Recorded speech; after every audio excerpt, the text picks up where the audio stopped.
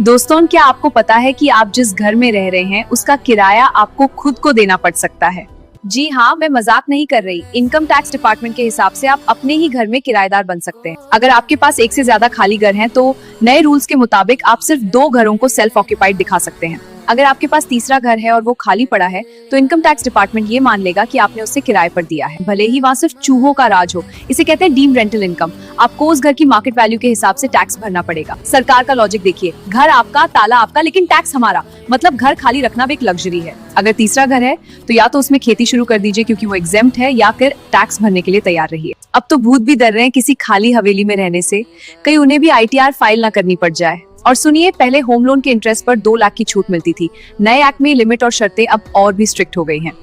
अब सिर्फ उन्हीं घरों पर फायदा मिलेगा जो एनर्जी एफिशिएंट हैं, यानी जिनका ग्रीन रेटिंग सर्टिफिकेट है। तो क्या आपके पास भी कोई खाली खजाना है? कमेंट में बताइए और अपने उन दोस्तों को टैग कीजिए जो 3 से 4 घर बनाए बैठे हैं। और ऐसे ही स्मार्ट अपडेट्स के लिए अरविंद टैक्सोनॉमी को सब्सक्राइब कीजिए।